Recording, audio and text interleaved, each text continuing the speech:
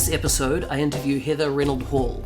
She is an outstanding leader and inspiration in the field of Dynamics 365 that we work in. I hope you enjoy listening to this episode as much as I enjoyed chatting with her. This is the Dynamics 365 show, focusing on the ingredients of a successful Dynamics 365 practice. Your host is Business Solution MVP, Mark Smith, otherwise known as NZ365 Guy. You can find me on Twitter or LinkedIn by searching for NZ365 Guy, or if you want to engage my professional services, go to cloverbase.com. For more information on this interview, show notes, feedback and resources mentioned, or to suggest a guest for future episodes, please go to nz365guy.com/podcast. I would like to thank the generous contribution from our sponsor. D365UG, or CRMUG, is the world's most influential user group community of Microsoft Dynamics 365 and CRM users and partners.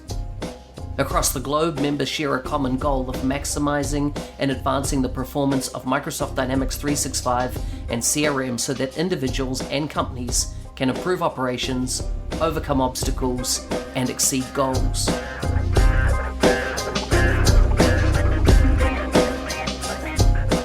Hi everyone, I'm here with Heather Hall, and in this episode we're going to be focusing on recruiting and leadership in the Dynamics 365 practice. This is the first time I've had a repeat guest on the show because we ran out of time to do everything we wanted to cover. Heather is currently the Senior Vice President, Dynamics 365 for Customer Engagement at Eclipse, a DXC technology company.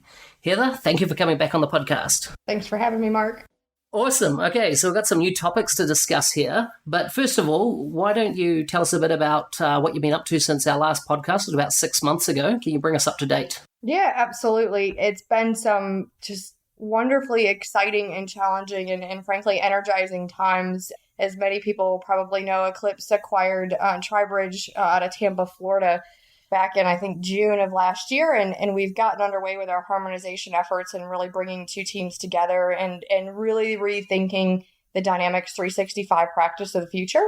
So I've been very heads down, very focused on that, and really excited actually to be really on the eve of taking on a new role, a role that's new to me, that is extraordinarily challenging to me and kind of pulls on some experience from my days straight out of college. So we'll see if I can shake the rust off. But I'm going to lead our delivery engagement with our global build team, who's responsible for building all of our internal IP and creating our go-to-market offerings and go-to-market strategies. Wow. So what's excited you most about the merger between your companies?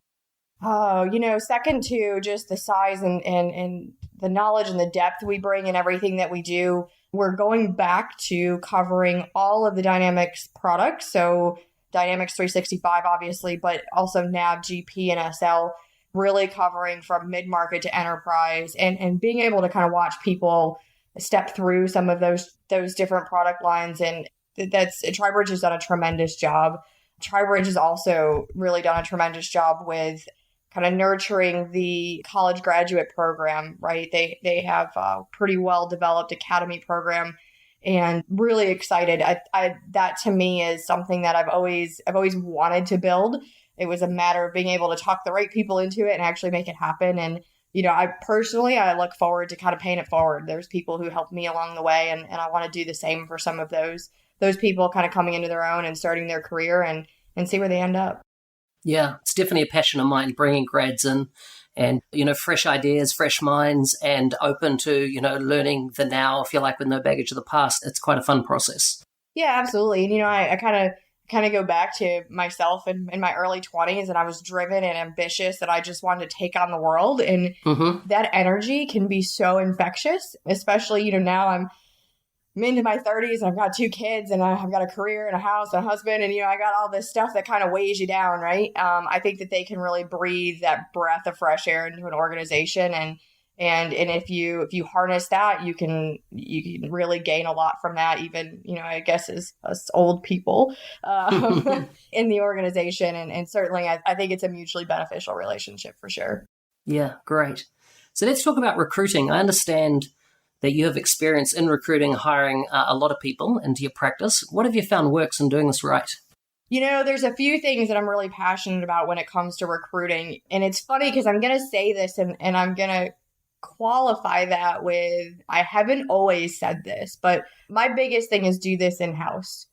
With Eclipse, Eclipse has always had in-house recruiters working for us. And other firms, we used all external recruiters. Tectura, for example, Nigel Frank happened to place me at Tectura.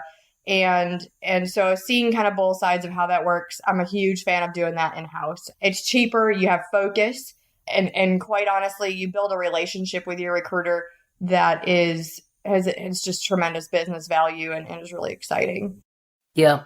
So just on that, I've worked with internal recruiters. In my last role for the 4 years, we had a whole recruitment division, multi-million-dollar part of the company we had operating. And then also I've had experience with working with external recruiters. And what I found the difference is that the internal recruitment team sometimes didn't have the exposure or the relationships with a large enough in-industry candidate pool as often the external recruiter would have. Have you found that, or have you found that not the case?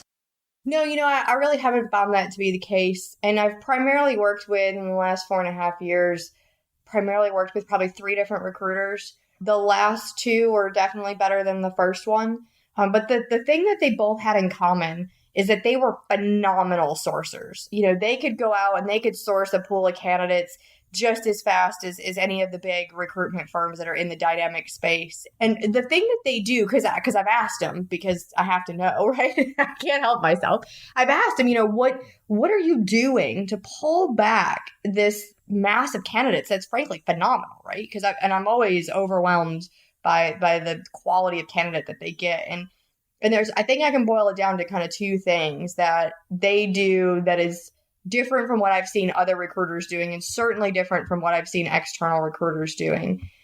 Firstly, they're making the message really personal. So obviously they're using LinkedIn. I don't think that's a big secret, but they're going out on LinkedIn, but they're sending people really personal messages. They're looking at their profile, they're picking things out of it that attracted their attention, and they're writing them a real human being to human being, note, right?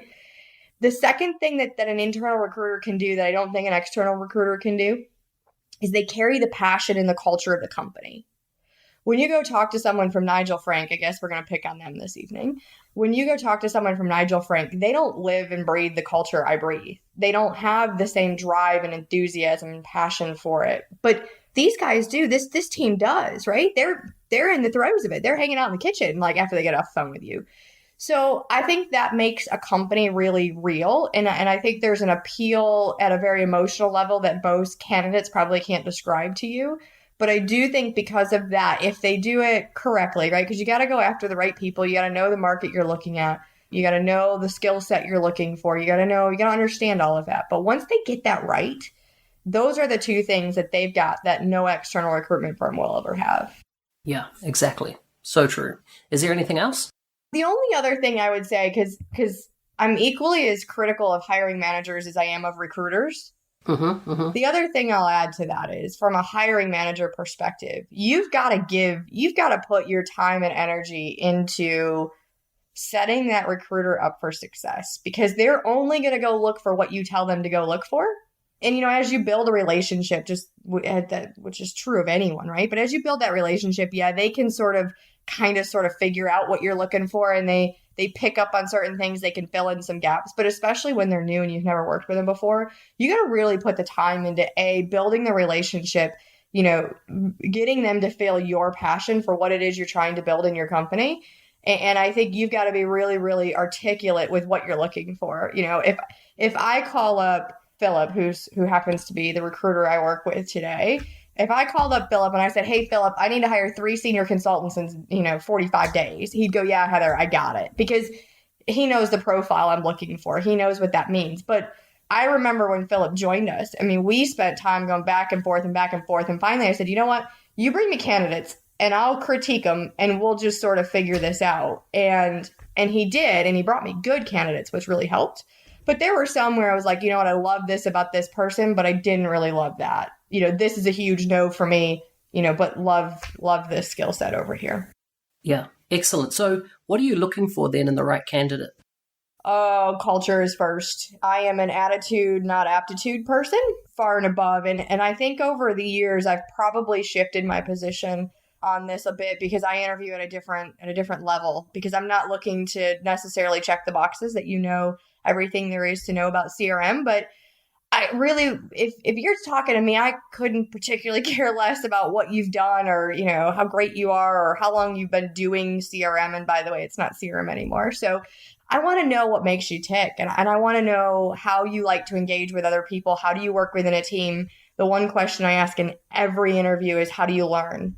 How do you learn best? What's the construct? What does that look like? I want to know how you think. And I ask a lot of people, what do you want to be when you grow up? Because I ask myself that question all the time. I don't know what I want to be when I grow up. So, I really look for team fit. I look for culture. I've taken risks on people who probably didn't have the knowledge or the experience and didn't know CRM, because I thought that they just culturally fit the team and kind of got a good vibe from them. And I think that's what's most important to me. Yeah. Interesting. For me, it's always attitude as well. I think it's the most important thing, and a desire to learn. If I can't see a desire to upskill, then I think it's hard to work with a candidate. Yeah, and I sort of lie to people in interviews. I'll be honest. The how do you learn question, I always tell people that there is no wrong answer, and I do believe that there's no wrong answer. We all learn in our own way, but what really gets me enthusiastic about someone is people who go, I want to spend some time and try to figure it out myself. When someone says, I want someone to sit down and teach me, I kind of go, oh, that's a tough ask in this business.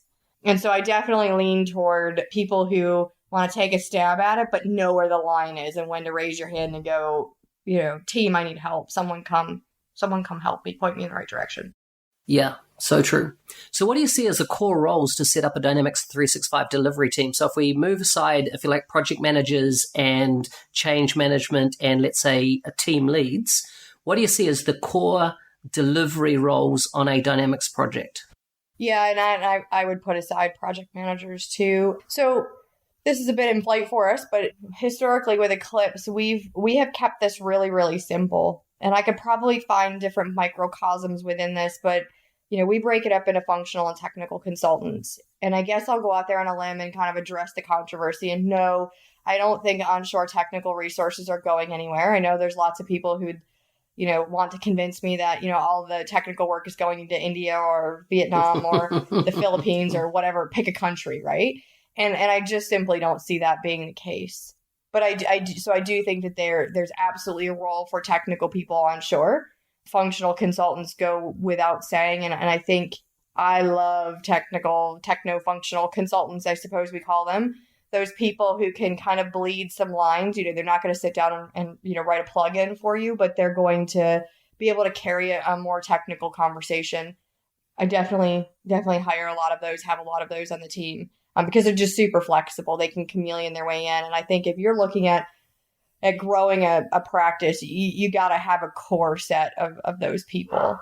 Certainly solution architects, and I would also include pre-sales architects. And I think that they're very different. If I look at they're not mine. That's it's selfish. But if I look at the pre-sales team that we have, they can really bleed the line of being salespeople versus delivery people who tend to be a bit more analytical and a bit more focused. And, the pre-sales team, they're an amazing group. I've been blown away by what they've been able to accomplish and what they've brought to bear. But they definitely lean more toward that sales mentality than they do toward a delivery mentality. Yeah, so true. How do you deal with the barrage of recruiters that want to provide you with candidates? That's part one of the question. The second part is, how do you deal with them when they're courting or trying to court your staff? Yeah. First of all, I just ignore the recruiters. It goes in one ear and out the other. And yes, and if they're listening, they now know that they're on ignore. I don't reply to those emails because they just keep coming, right? I don't reply to the LinkedIn messages when they're trying to get me to, place candidates on my team, right? Let me make very clear again, I'm very happy with our in-house recruitment team. They're an amazing group of people. They're better sourcers than what you're going to find out in the marketplace. And so, yeah, they're just sort of on ignore, and I let that one roll. As for courting your people, this is something that I remember the first time I'm going in the Wayback Machine now, but I remember the first time someone on LinkedIn ever sent me a message to try and get me to come work for a competitive firm. And you know what? I was really like, I couldn't believe that they had done that. And I was like, how dare they? Like, I work here. And mind you, I'm in my early 20s, right? I don't really understand the economics of how that works. But, you know, I've come to realize over the time, and probably thousands of recruiters reaching out to me, it's going to happen. And it goes back to what we talked about in the last podcast about building loyalty, right? If you have treated your people with kindness and respect, and you've stood them up and you've given them a place to be successful, and you've given them work that they're really excited about working on, and let it roll. It's going to happen. And frankly, guilty as charged, right? Because I'm looking for those people just as much as the next firm is. Yeah, exactly. So if you're faced with two equally qualified candidates, how do you determine whom to hire? I hire them both every time. I knew you were going to say that. It's true. You know what? Look, talent, there is a talent war that is so real right now, and it is so difficult. I unequivocally hire them both. I stopped making decisions on, you can only pick one years ago, probably 3 years ago. When we got to the point, because the Eclipse CRM practice that I inherited wasn't the most profitable CRM practice you've ever seen. Ever since we've been profitable, I haven't made decisions. I've pretty much hired them both. I hate to liken it to shoe shopping, but sort of. I could never pick shoes either. So, look, I believe that we have a solid business, and I believe that we have a solid pipeline. And I also think that from a utilization perspective, because that's going to be the key metric across everyone's business, when you kind of, hiring two people, it's not like we're going to go out and hire 20. We're talking about two. Hiring one extra person kind of sets the bar and sets a challenge. And that's when I'm going to go back to the sales team and say, hey guys, I just did this. Now I need your help. We need to get some work rolling through the door. And I've got no problem when the practice financially is healthy to just say, hire them both. Yeah, awesome. So let's say you had two equally qualified candidates that you were going to promote internally inside your business. So you actually answer the question, Mark. You've already hired them. How would you go about, as in what would be some of the determining factors that would, if you like, make you go one way or the other? It's really, I feel like a broken record, but it goes back to culture. It goes back to, especially moving into a leadership role. And I think we're kind of jumping ahead of ourselves here, but either way, we'll go there. When you're moving into a leadership role, especially, it goes back to culture and how do they work within the teams? Do other people like working with them? Are other people excited to work for them? You kill me for telling you this story, but my new boss, because I have a new boss, the clues had been dropped for me by multiple people as to who this might be taking over and owning the P&L ultimately for the Dynamics 365 practice. And I knew it wasn't me. And I didn't want it, to be honest. And so, but clues had been dropped. And I'm putting all the pieces of the puzzle together, and I figured out who it was. And actually someone that I have respected and trust and really looked up to. It's in the last couple of years, he's been with Eclipse, and it was one of those light bulb in the shower moments. So I'm like flying out of the shower, I'm getting dressed, and I'm like running to my computer. My husband's looking at me like I've absolutely lost my mind. and I'm calling him, and I'm like, what are you doing? I need to talk to you right now. And I said, take this job. Please, if you do it for no other reason, do it for me, take the job. And I think when you can build that amongst your peers, that is going to get you there faster than anything else. And so that's truly what I look for. I look for their mentality and how they want to lead, and not so much on what because I don't think it's really about what in a leadership role. I think it's about how you act. Yeah. So good. So what have you found effective when it comes to assimilating new people into your team culture to make sure that they get your DNA or how you do business, as well as letting their own skills and talent shine? Yeah, this actually really starts during the interview process. And I have been told on multiple occasions that I have a really different interview style. And so let's talk about that for a second, because I'm going to blow everyone away when I say I have never once prepped an interview question. I never write questions down. I don't have a secret list of questions I keep. There's a couple, 1 or 2 questions that I ask most people, but I don't want to say people are lucky if I've read their resume. I've usually skimmed it when I said, yeah, I'll take the call. But beyond that, I probably really haven't dug into it. I might know, what firm you're working for or where you're coming from. But I really do that. I do that sort of purposefully because I want to have a conversation with people. And because of that, I've walked away from some really highly qualified people because, they either they weren't a good fit or they couldn't engage or whatever. I look at it at like, if you can't talk to me, how are you ever going to talk to a customer? Because I'm on your side here, believe it or not. Like I need you as badly as you may want this job. So in an interview like that, I'm really looking for engagement and conversation. And can we just talk about CRM as a theory, right? Tell me what you think about the Dynamics 365 platform. Going back to the 2013 days, we're like, oh, what'd you think of the new interface, right? I mean, anything like that, just to engage and have a conversation about your trade, obviously. And I'll never forget, I got to tell you this story. So there was a developer who on paper was phenomenal. I mean, just this guy had done it all. He's a been there, done that guy. And at the time I was desperate for a been there, done that developer who could just come in and do it, right? I was desperate. And so I get a note from the recruiter and he's like, here's all my phone interview notes and here's my thoughts and all of this. And his notes were abysmal. And he's like, Heather, it's your call. He goes, but I don't think he's a good fit. And I said, I want to talk to him. I was determined he was good on paper and I was going to make him good, right?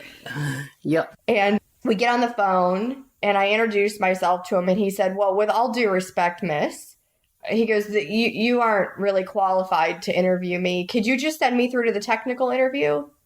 Oh my gosh. Oh my gosh is right. So I can be pretty direct and pretty blunt.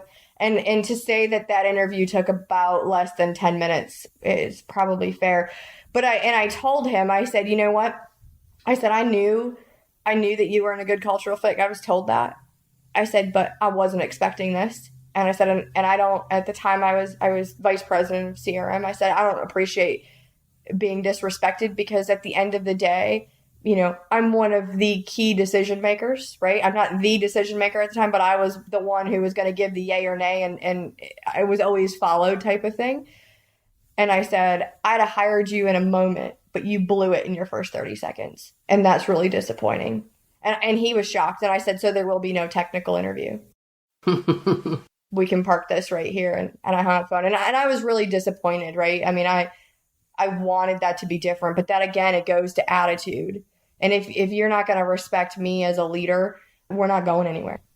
Yeah. But so I think similar stories. So I'm not answering your DNA question, but going back to kind of the DNA. So I think it starts in the interview. It starts with the first note from, one of the recruiters into the first interview, the whole interview process. And then I think DNA is solidified and I'll call it really in the first week or two. And Eclipse used to do a really good job of this. And we've lost sight of this in the last 6 months. And honestly, that makes me sad. And it is something that I am pushing and striving to get back to with the kind of the migration of some of the DXC back office systems. The cheese moved, if you will. And we're all trying to find it. And every time I hire someone, I'm like, every time gets better, right? And it truly does. But it's been a kind of a relearning process. But before that, if we go back to where I think we were doing a really good job, we used to really wrap ourselves around new people. And we did it in about a week. It's not a terribly long onboarding process, driven in large part by the fact that I am not going to sit there and watch 18 million videos. For me personally, just as a person, I find that very, very, very painful. So I'm not going to do that to other people. But it's short, it's sharp. And one of the key things couple key things that we do in that is we give everyone a chance to meet the entire team. So I do have a bi-weekly team call. We get on that.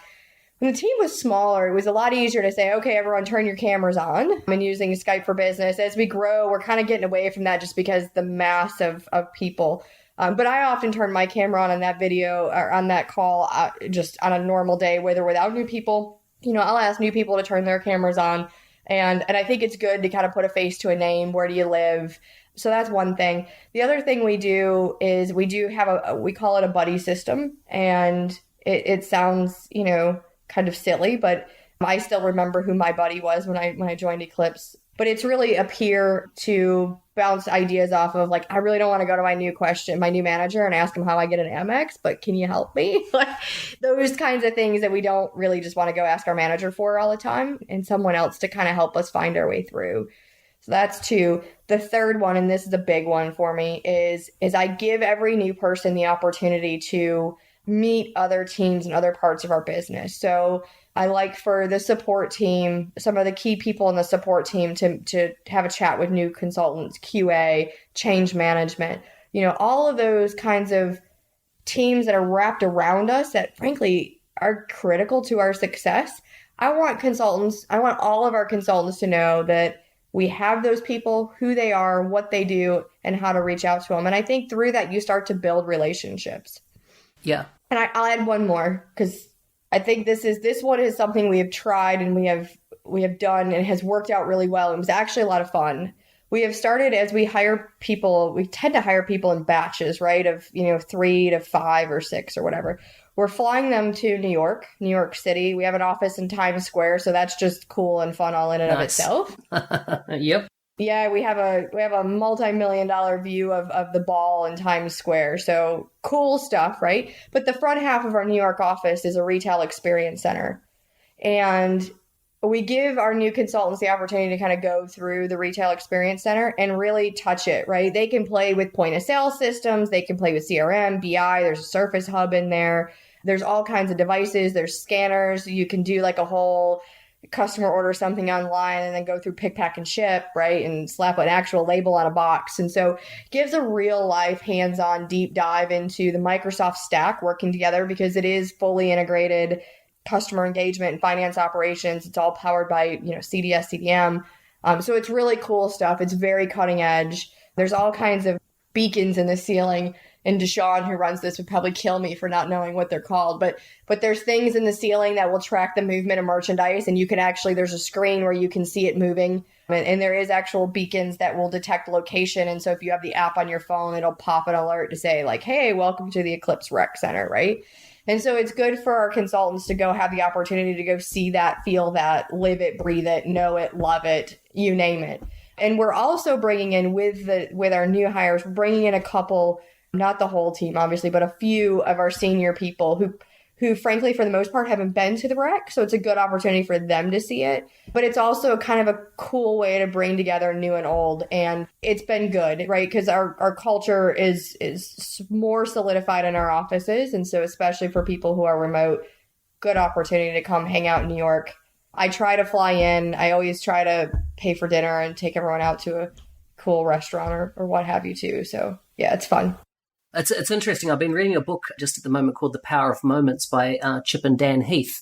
And the whole book is written on how moments can be transformative in your life. And there are key moments that you'll always remember because they were totally out of the ordinary. And he speaks in a whole section around how companies really are missing the opportunity to create outstanding, if you like, glue type moments for people joining their businesses or even staff that have worked there for a long time to really celebrate, if you like, major milestones and how you go about that celebration. He gives examples of John Deere, how their onboarding process, staff only ever start on a Friday, and the whole day is orchestrated end to end of how that engagement works from their, their computer, everything like that's always set up properly. So many, staff, even in companies I've worked in, have arrived and nothing's set up. Nobody even knows that they're turning up that day type thing. Yeah. Yet this goes through a whole experience of having lunch then with their bosses always set that day. And then, with a senior management person would be in the following week, lunch would be set with them.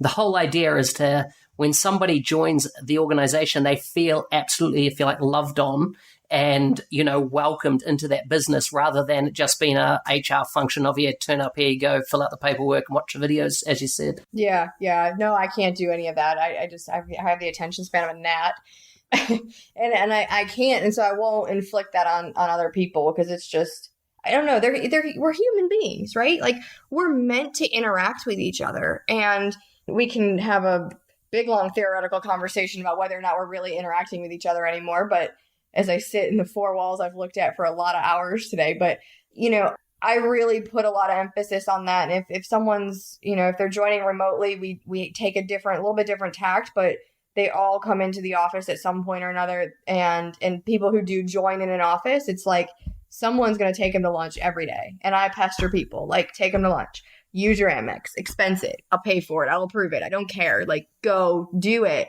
Because, moments in life are fleeting. And I go back to the days when I joined Customer Effective. They did a good job. I won't give them a great job, but they did a good job. And you know what? I felt like I had sort of found my family.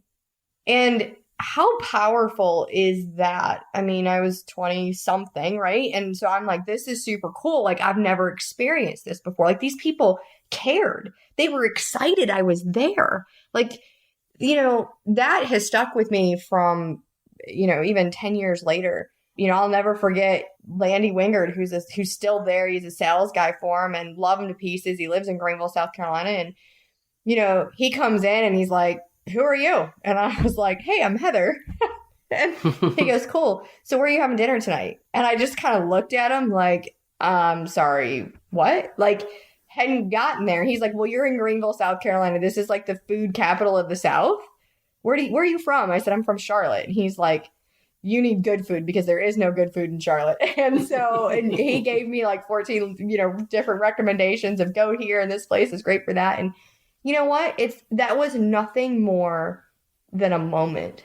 And it's something that I remember almost a decade later. That's cool stuff. Incredible. So here's a question off the cuff. How do you stop long-term top talent leaving? So these are people that have been incredibly loyal, but let's say you're going through an acquisition, they feel like their sense of place might have been disrupted. They don't know that working for a big powerhouse is for them anymore, and probably the biggest lever to moving is not another company, but just becoming an independent contractor and working for themselves. What's your thoughts on how you potentially don't lose that talent and or how do you minimize it or de-risk their desire to leave? So with the idea that you potentially retain them and it's better for both you in the long term. Yeah, and that's a great question. And I'll tell you, we don't have this figured out. I probably shouldn't tell everyone that, but we don't. And we've had a good bit of, very senior people leaving the business, through both from the TriBridge perspective and the Eclipse perspective. And, I look at the people that have left and I go, what do they have in common? And, the thing that the string I can pull kind of through all of that is that their heart wasn't in it.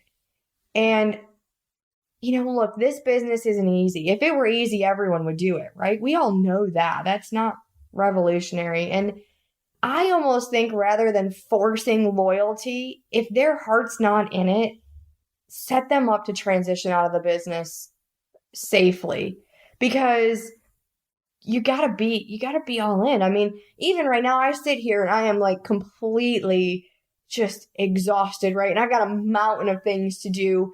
And you know what? I'm only here doing it because I believe in it and because I'm behind it 100%. I just think that with leadership, you're better off kind of letting them go find their fit and putting them in a position to transition out that makes sense for the business. That's not super disruptive. I don't know as a leader, and I'll be very transparent. I've told a lot of people this, and I've had lots of laughs about this. When we were going through the integration with DXC, right? So we were acquired, they sat on us for a year and a half, and then we integrated.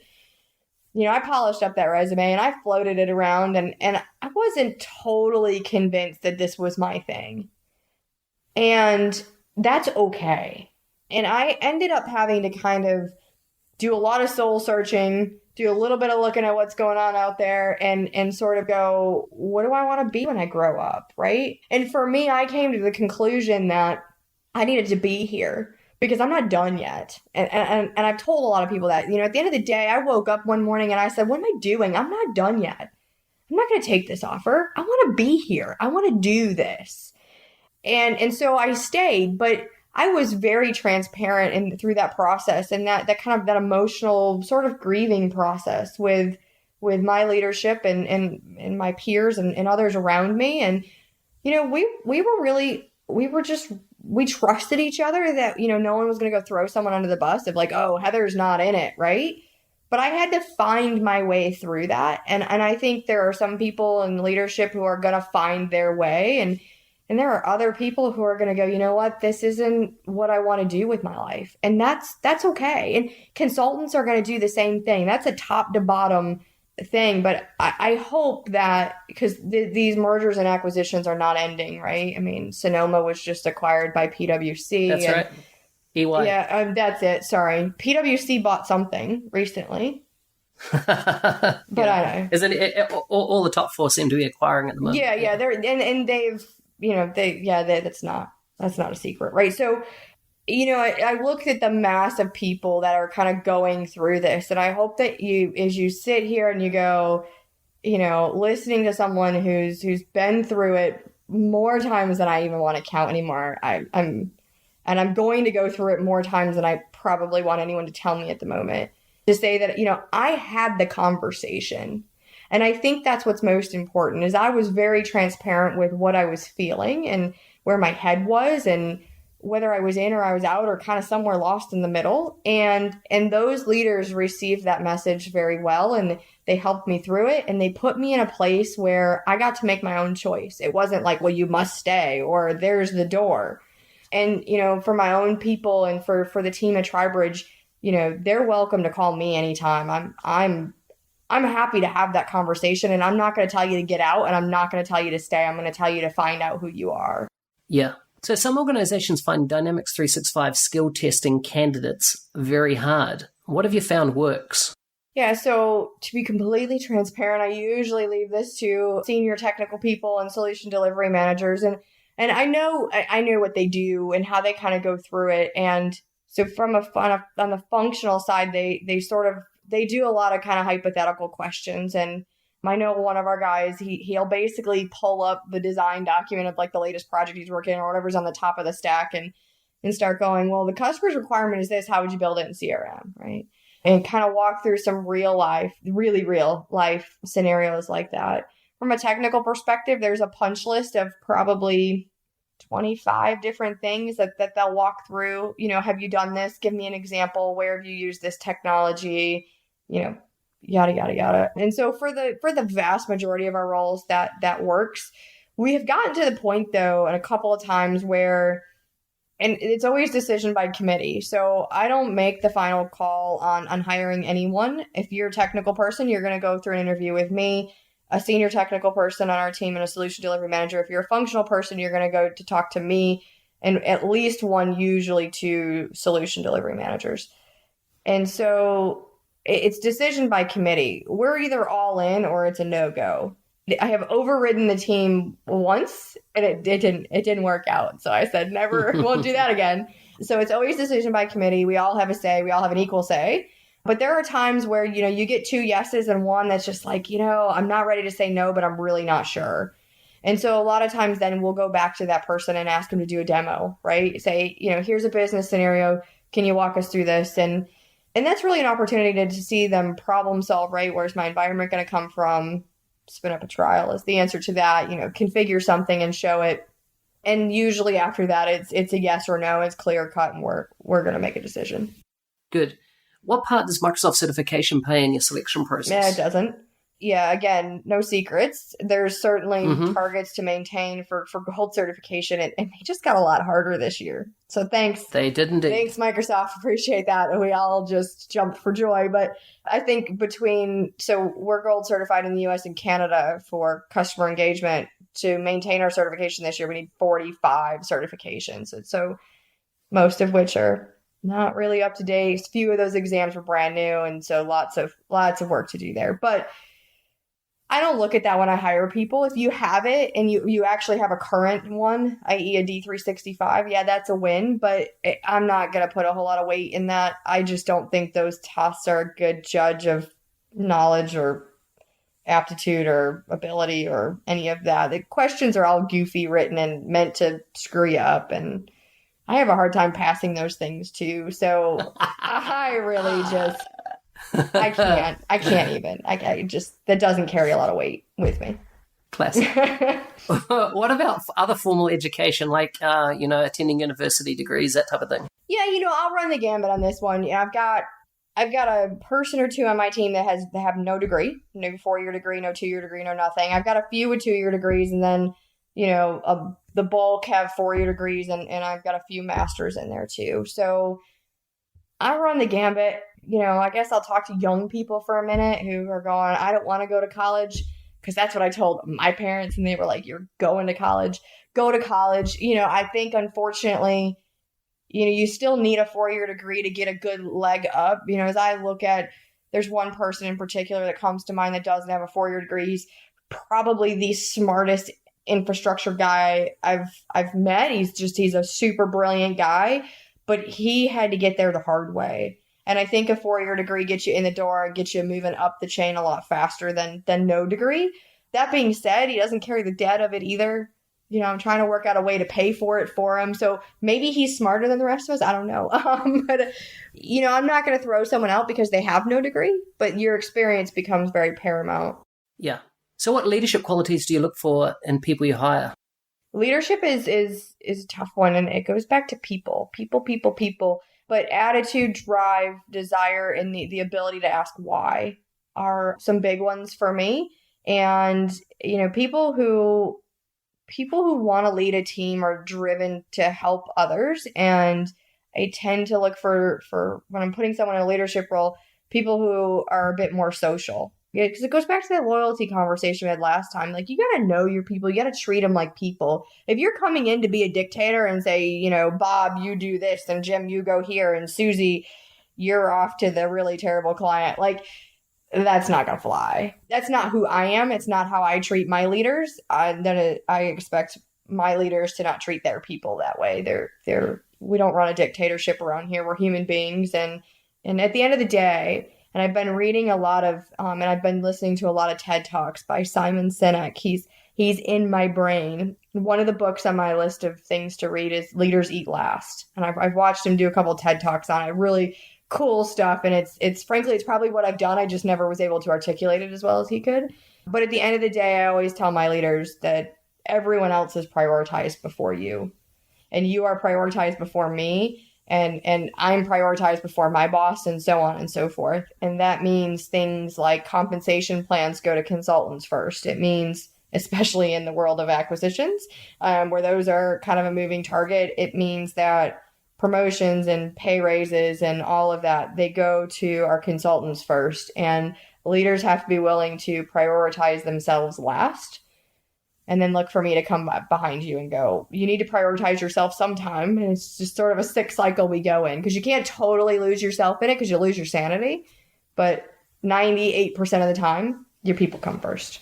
Yeah, good. What do you typically advise leaders to do more of or less of? And do you have some examples?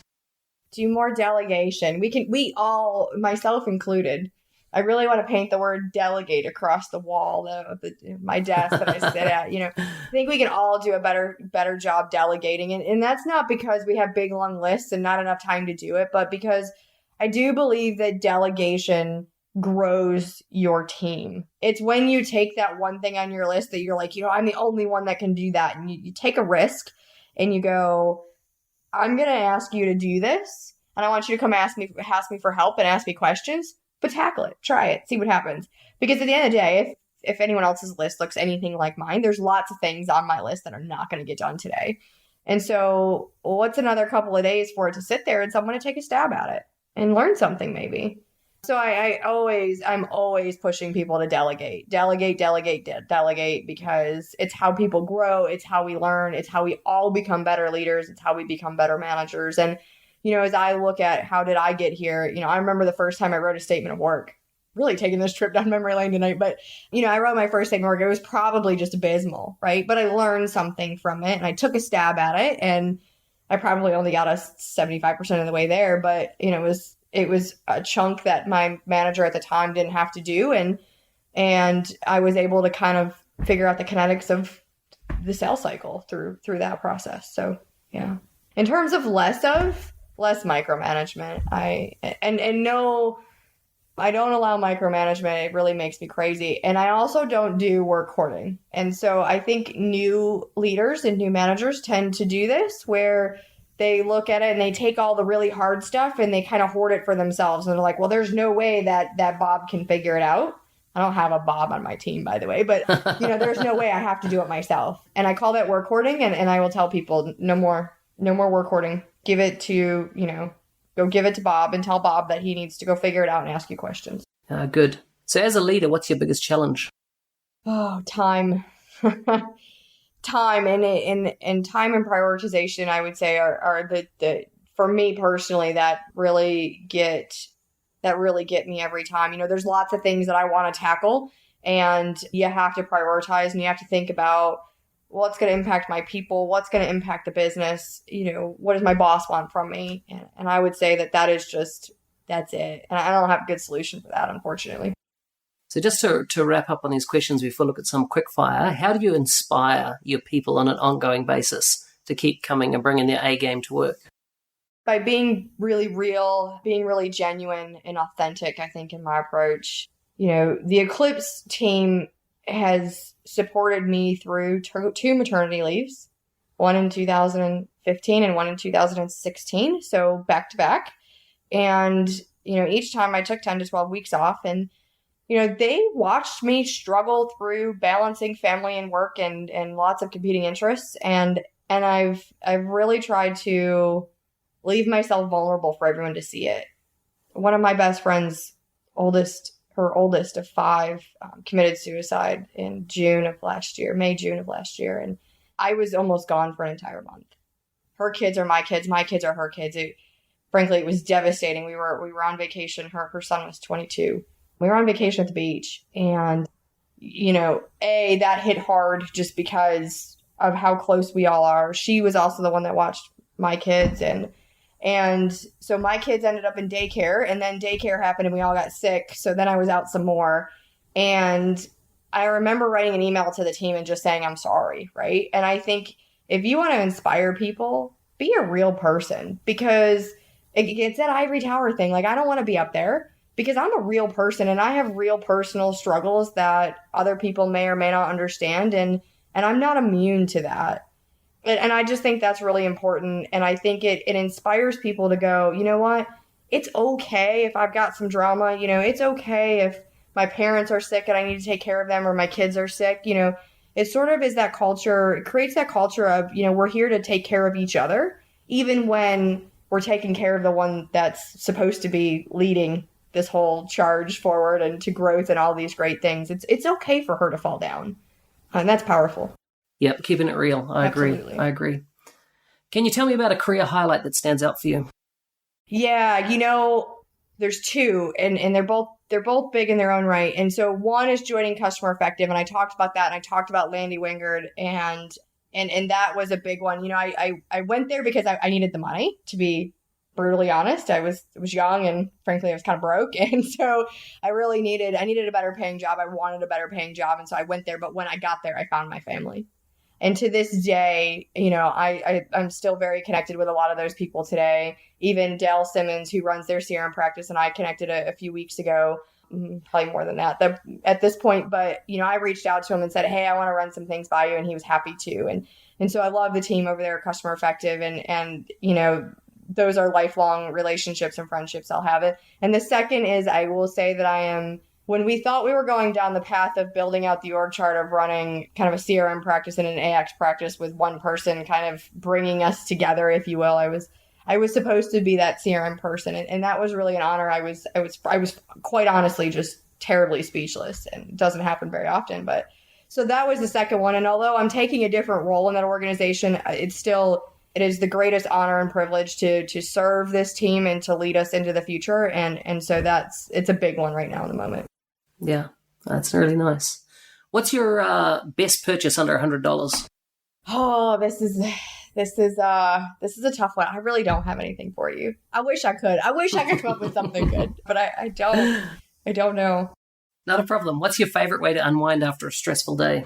Oh, the girl in me comes out, and you just leave me being in my bathroom with my big soaker tub and, all kinds of girl stuff in there, it can get a little carried away. But that's my unwind. And so even if it's 10 minutes at night, it's definitely kind of doing girl stuff in the bathroom. The skincare moisturizers and all of that kind of fun stuff. So yeah, that's it. That is the last 15 minutes of my day. Yeah. So how do you stay productive? Lists, lots and lots of lists. Wow. Very long, detailed lists. These days, I love lists. I do too. I can't function without one. And I'll never cross everything off my list. If there's nothing on the list of things to do, Houston, we have a problem because I will get completely lost. Lists help me really focus and stay structured with my time. And yeah, coffee helps too. Helps keep going. Who would you like to see me bring on the show as a guest in the future? So I'm going to officially make this person extraordinarily mad at me when you publish this. But I'd really love for you to bring Matthew Lingard onto this show. So he's been appointed our D365 leader and an ex-CEO of a BI company based out of Australia. And he's been my mentor, and he is the smartest guy I know. And I am happy to follow his lead into the future. Awesome. We'll try and get him on. Heather, it's been a pleasure to have you on the show. Before you go, if people want to follow you online, where can they find you? Certainly find me on Facebook or LinkedIn.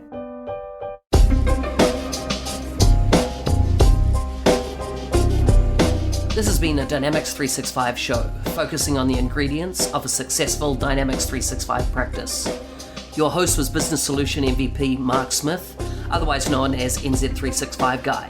For more information on this episode, show notes, feedback, and resources mentioned, or if you know someone who would be a great guest for future episodes, please go to nz365guy.com/podcast. If you want to hear more great podcasts, please subscribe to CRM Audio on your favorite podcast app.